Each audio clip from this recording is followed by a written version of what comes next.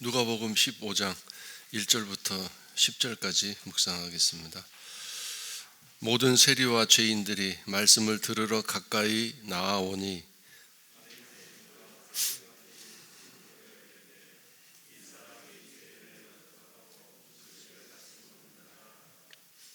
예수께서 그들에게 이 비유로 이르시되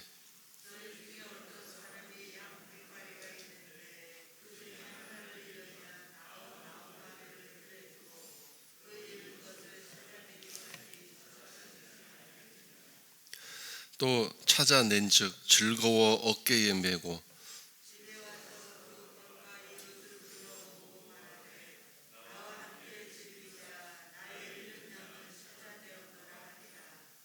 내가 너희에게 이르노니 이와 같이 죄인 한 사람이 회개하면 하늘에서는 회개할 것 없는 의인 99으로 말미암아 기뻐하는 것보다 더하리라.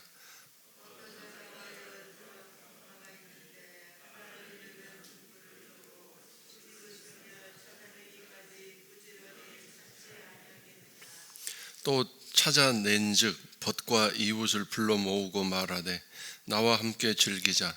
일은 드라크마를 찾아내었노라 하리라.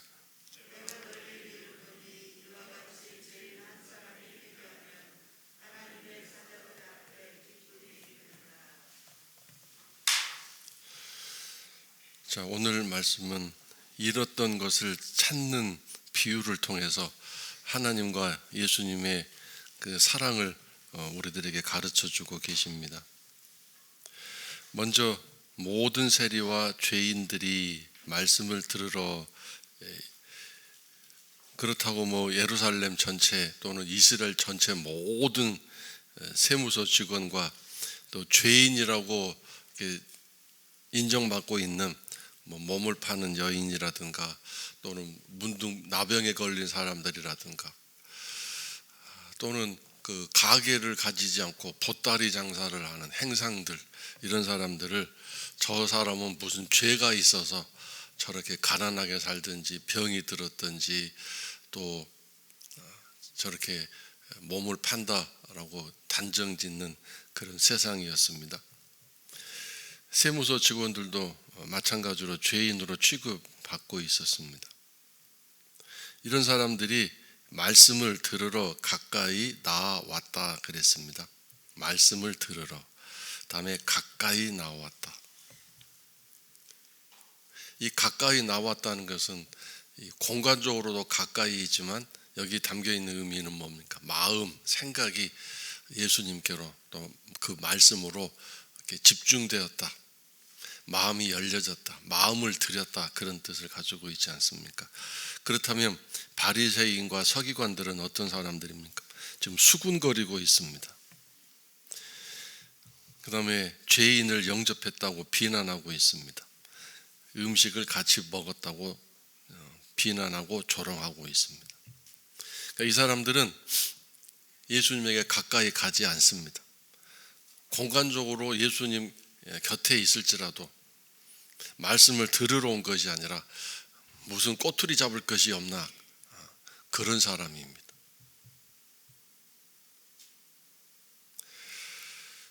여러분은 어떻습니까?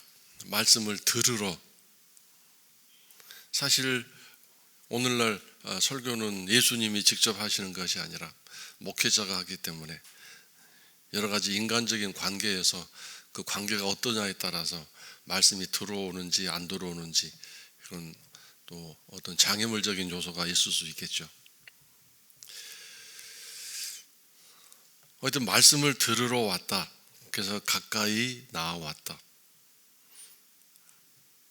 오늘 우리들이 늘 예배를 드리고 또는 성경을 읽고 찬송을 부르고 기도할 때 하나님 말씀을 듣고자 하는 마음으로 가까이 나아온 건지, 이 바리새인과 서기관들처럼 그렇게 살아서는 안 되겠습니다. 이 사람들은 자기들은 하나님을 알고 있고 예수님을 알고 있다는 생각으로 잔치에 초청받았을 때도 거절하고 가지 않아서 그 초청하신 하나님의 분노를 사는 사람이고, 결코 말씀의 맛, 하나님의 그 사랑의 맛을 맛볼 수 없는 교만한 사람들 아니겠습니까? 이 사람들은 죄인과 또 죄인 취급을 받는 세무서 직원들이 예수님에게 가까이 나아가니 그것을 못마땅하게 여기고, 예수라는 사람은 왜 죄인을 영접하는가? 영접이라는 단어가 아주 중요합니다. 그리고 음식을 같이 먹는다, 이것도 굉장히 중요한 의미를 가지고 있습니다.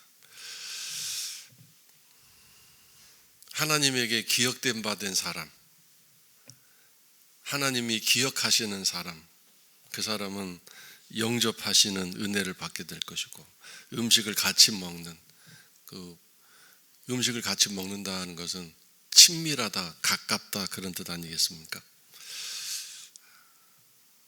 같은 식탁에서 같이 밥을 먹는다. 아무나 같이 밥을 먹을 수 있는 게 아니라 가까운 사람, 친밀한 사람만 그렇게 하겠죠.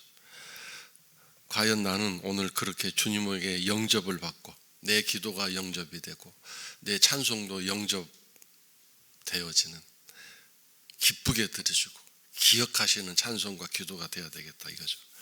자, 그런 사람은 어떤 사람에게 이렇게 되는가? 예수님은 두 가지 비유로 이 바리새인과 서기관들에게 말씀하셨습니다. 계속 가르치시고 이 완악한, 이 교만한 바리새인과 서기관들을 외면하지 않고 계시죠. 첫 번째 비유가 양의 비유인데, 100마리 가지고 있는 사람이 한 마리를 잃었습니다. 그래서 이제 저녁에 풀어놨다가 저녁에 이제 다시 모아서 숫자를 세봤더니 한 마리가 없어졌습니다. 어두워지는 밤에, 모르겠어요. 또 낮에 이렇게 다시 중간 점검을 위해서 양을 다시 모아서 이렇게 셌는지는 모르겠지만, 일반적으로 낮에는 풀어놓았다가 어두워지게 되면 다시 양을 모아서 이제 우리로 데려가죠. 근데 한 마리가 없어졌습니다. 그래서 이 목자는 99마리를 들에 두고, 방치한다는 뜻이 아니라 다른 목자에게 맡긴다든지 아니면 안전장치를 해놓고 그런 뜻을 가지고 있습니다. 그래서 잃은 것을 찾아내기까지, 찾아낼 때까지 절대 포기하지 않는다. 끝까지 찾아낸다. 찾아낸 다음에 어깨에 메고 집에 와서, 어깨에 메었다, 이건 품에 안았다라는 뜻과 동일한 의미를 가지고 있습니다. 너무 사랑한다라는 얘기죠. 어깨에 메었다는 것은 품에 안았다, 그런 뜻과 같은 뜻입니다. 집에 와서 잔치를 베풉니다. 자, 이것은 여기에 담겨있는 의미 한 가지만 우리가 깨달으면 되겠습니다. 하나님은 잃었다라는 말은 소유였던 양을 잃었다는 뜻이죠. 잃었던 사람을 다시 찾는 일을 그만큼 기뻐하고 즐거워하고 좋아하신다는 뜻입니다. 지금 이 이스라엘 사람들, 유대 사람들은 잃어버린 사람들과 같습니다. 하나님의 소유고 하나님의 백성이었는데, 하나님의 사랑이었는데, 이들이 지금 멀리 떠나 있습니다. 양은 목자의 품을 떠나서 더 좋은 것, 자기 마음에 든 것, 저기에 있을까 여기에 있을까, 이렇게 목자가 정해놓은 그 반경 안에서 풀을 뜯고 물을 마시는 삶을 사는 게 아니라 자기 임의대로 찾아서 나가다가 결국 잃어져 버리게 됐습니다. 자기는 모르겠죠. 그러나 목자의 품을 떠나서 잃어진 상태가 됐는데, 목자가 찾아주지 아니하면 이 양은 절대로 다시 목자의 그 돌봄 안에 들어갈 수 없게 되겠죠. 혼자 헤매다가 맹수의 밥이 되든지 아니면 낭떠러지에서 떨어져서 부상을 입고 거기서 신음하다가 죽게 될 것입니다. 목자가 찾아내주지 않으면 이렇게 죽게 되든지 잡혀 먹히게 될 수 있는 그런 상황이 이제 있게 되는데, 하나님은 유대 이스라엘 사람들을 끝까지 포기하지 않고 찾으실 것입니다. 계속해서 사랑을 베푸시고 권면할 것입니다. 그래서 이 다시 목자의 품으로 돌아와야 되는데 하나님은 그렇게 포기하지 않고 끝까지 찾고 계시고 그 다음에 유대 사람들, 이스라엘 사람들은 어떻게 해야 되는가? 회개라는 단어가 거기 나오고 있습니다.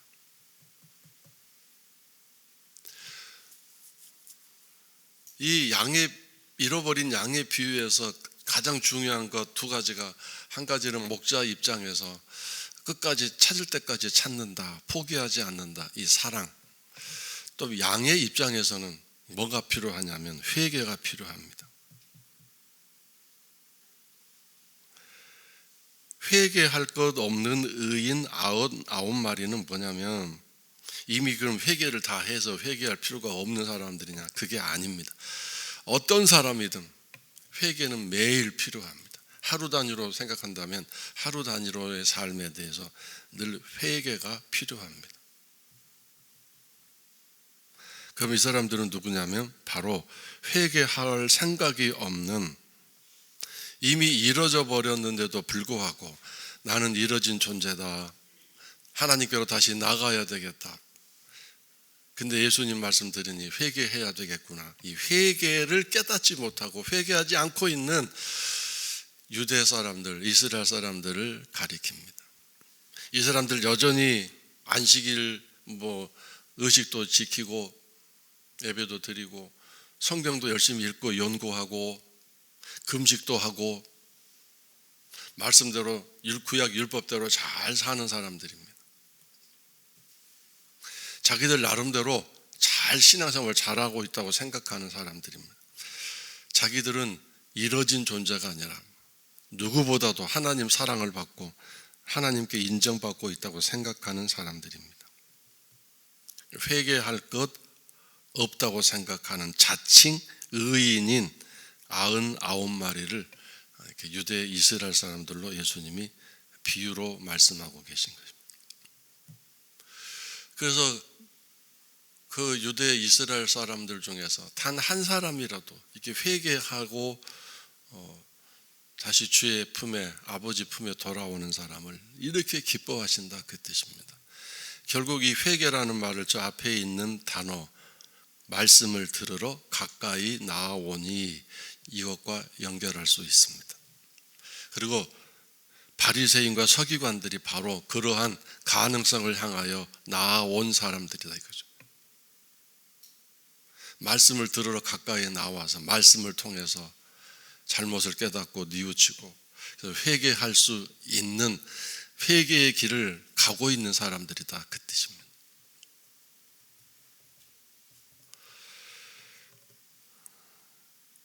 그래서 오늘 우리도 마찬가지입니다.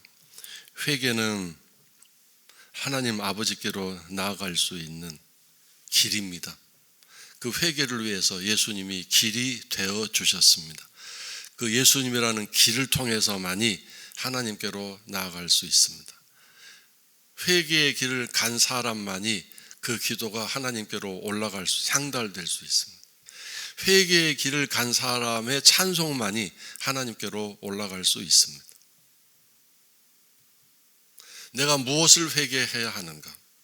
그래서 말씀을 통해서 깨달은 사람만이 할 수 있습니다. 말씀을 들어도 깨닫지 못하는 사람, 말씀이 내 마음에 들어오지 않는 사람은 회개할 수 없을 것입니다. 회개하지 않을 것입니다. 그리고 자기가 회개하고 싶은 것만 회개한다고 생각하는 사람, 진정으로 정작 회개해야 할 것은 회개하지 않고 그것을 회개할 것으로 여기지 못하는 또 완악함도 있을 수 있을 것입니다. 말씀이 들어오면 말씀은 전방위적으로 무차별하게 나라는 인간을 완전히 해부하지 않습니까? 꺼리낌 없이 들어와서 나의 혼, 영, 관절, 골수를 막 찔러서 쪼개십니다. 이게 강력한 능력을 가지고 있어. 그다음에 내 마음의 생각과 뜻도 막 가차없이 찌르고 쪼개시는 능력을 가지고 있습니다. 그 말씀이 들어오는 이 사람은 그러므로 회개할 수 있는 것입니다. 그 말씀을 들으러 가까이 나아가야 하는데 마음의 문을 열고 마음을 들이는 하나님을 찾는 사람이 되어야 하는데 그렇지 않고 있기 때문에 회개할 것을 회개하지 못하고 회개할 것이 깨달아져도 안 하고 숨겨놓고 회개할 생각을 갖지 않는 그런 사람이 될 때 바로 99마리의 양과 똑같은 그런 어리석고 교만한 존재가 될 수밖에 없을 것입니다. 그래서 회개하면 하나님이 그렇게 기뻐하신다는 것을 우리가 알 수 있습니다. 자, 두 번째, 10드라크마의 비유입니다. 한 여인이 10드라크마가 있었는데 그 중에 하나를 잃었습니다. 드라크마는 역시 가장 작은 단위의 돈일 수 있는데 한 데나리온과 똑같습니다. 한 데나리온이나 한 드라크마나 이 돈의 크기가 어떤 정도냐면 일꾼들이 하루 일하고 받는 하루 품삯에 해당되는 금액이었습니다. 한 드라크마 그러면 오늘날로 말하면 뭐 5만 원일지 10만 원일지 그런 정도죠. 5만 원으로 말하면 10드라크마는 50만 원이겠죠. 그런데 이 돈의 단위로서의 그 돈의 크기가 중요한 게 아니라 10드라크마는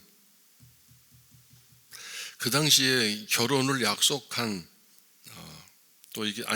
결혼을 약속한 남자가 결혼 기념으로 뭐 결혼식 전에 주든지 결혼식 할 때 주든지 이렇게 결혼 기념으로 반지를 끼워주는 것과 같은 의미로 일반 서민들, 일반 백성들 가운데 드라크마 10개를 한 단위로 세트로 이렇게 만들어서 결혼 반지를 주는 것처럼 결혼 기념품으로 내가 당신을 사랑합니다라는 정표로 주는 그런 드라크마였습니다. 10드라크마라고 되어 있으니까. 그러니까 10개 가지고 있다가 뭐 이렇게 한 10만 원 가지고 있다가 10,000원을 잃어버렸다 그런 의미가 아니라 결혼 선물로서 쉽게 말하면 결혼 반지를 잃어버렸다와 같습니다. 9개 남았으니까 된 거 아니냐 그게 아니라 10개가 한 세트이기 때문에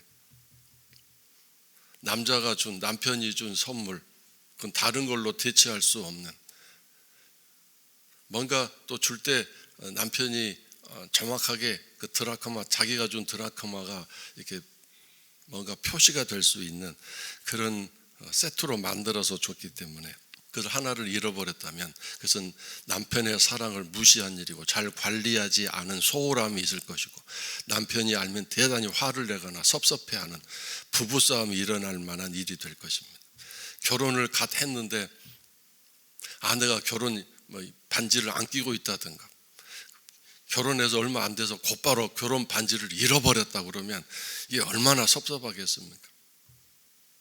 결혼 반지는 남편이 볼 때 자기와 똑같은 분신인데 그렇게 소홀히 여기고 잘 관리하지 않았다는 것은 그만큼 나를 사랑하지 않는 증거 아니냐. 그리고 대판 싸움이 일어나고 이혼할 수 있는 그런 일까지 예상될 수 있는 그런 일이었기 때문에 이 여인은 등불을 켜고 이거 내가 안 찾으면 이혼당한다. 남편이 막 엄청 화를 낼 거다는 그런 마음으로 집을 쓸고 등불을 켜고 부지런히 찾아다녔다. 서민이고 일반 백성이기 때문에 그 당시 집은 창문이 없었다고 합니다. 창문이 있어도 이게 환기를 위해서 작은 조그만 창문이 있었을 뿐 입구에 출입문이 하나 있었을 뿐 그래서 낮에도 그 방 안이 캄캄했습니다. 그래서 캄캄했기 때문에 등불을 켜고 다음에 바닥은 흙으로 되어 있었기 때문에 어디에 있나 그래서 이제 빗자루로 쓸면서 한 드라크마를 찾기 위해서 열심을 내고 있는 한 여인의 이야기를 비유로 말씀하셨습니다. 드디어 이제 부지런히 찾아서 결국 이 부지런이란 단어도 마찬가지로 하나님의 사랑, 하나님의 포기하지 않는 사랑. 그래서 이제 찾아내서 너무도 기뻐서 이웃과 친구들을 불러 모아서 잔치를 벌인다. 역시 여기에도 죄인 한 사람이 회개하면 하나님의 사자들, 천사들, 하늘나라에서는 기쁨의 축제가 일어난다. 나는 죄인입니까? 나는 죄인인가 아닌가 한번 생각해 보십시오. 무엇이 죄인가? 어떤 죄를 지었는가? 하나님은 오늘도 죄를 회개하는 사람을 기뻐하십니다. 왜냐하면 그 사람을 다시 당신의 소유로 돌보실 수 있기 때문입니다. 회개하지 않으면 천하의 누구라도 하나님 소유가 될 수 없습니다. 계속 이뤄진 상태가 될 것입니다. 그 사람이 아무리 예배를 하고 기도를 하고 교회 봉사와 헌신을 하고 성경을 백독을 하고 천독을 한다 할지라도 회개하지 않으면 이뤄진 상태가 될 수밖에 없습니다. 그래서 예수님은 나의 구주이시고 나의 생명이시고 나의 모든 것 되시는 분이십니다. 예수님 아니면 나는 아무런 의미 없는 존재입니다. 예수님이 계시기 때문에 그 보혈의 피로 인하여 하나님께로 나아갈 수 있는 그런 사랑을 오늘도 우리가 입고 있는 것입니다. 그러므로 말씀을 통해서 내가 무엇을 잘못하고 있는지, 어떤 것이 지금 내 마음속에 있는지, 그것이 두려움의 마음이든 미움의 마음이든 그런 마음부터 시작해서 또 내 마음에 숨어있는 동기와 의도, 어떤 일에 대한 동기와 의도도 무엇인지 그걸 살펴주실 수 있는 말씀, 내가 하고 있는 말들, 내가 하는 언어들, 그것이 죄인지 아닌지 판별해 주시고 그것을 측정해 주시는 살아있는 하나님의 말씀, 이 말씀을 가까이 해야 합니다.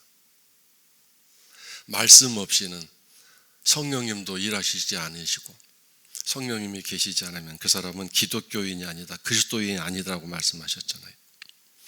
옛날 부흥 강사들처럼 그냥 무턱대고 불 받아라, 막 성령 받아라 그러면 막 성령을 내가 소유할 수 있는가? 이게 얼마나 잘못된 일입니까? 성령님도 삼위 한 분 중에 하나님이신데 무슨 물건 취급하고 소유물처럼 불 받아라, 성령 받아라 그렇게 하면 되는 겁니까? 안 되죠. 말씀을 내 안에 새긴 사람들을, 그 사람들을 위해서 성령님이 오시고 일하시는 분 아니겠습니까? 그래서 이 회개라는 게 무언가 오늘 이 말씀을 통해서 다시 한번 깨닫고, 주여 잘 씻는 사람 되게 해주세요. 잘 씻어서 멋진 신사숙녀가, 하늘나라 신사숙녀가 되게 해주세요. 기도하셔서 오늘 하루도 말씀과 함께 더불어 사시고 성령님과 동행하시는 복된 귀한 날 되시기 바라고, 저녁 수요 예배도 많이 나오셔서 하나님을 찬양하는 기억된 바 된 예배를 드리는 우리 성도 여러분들 되시기를 주의 이름으로 축원합니다.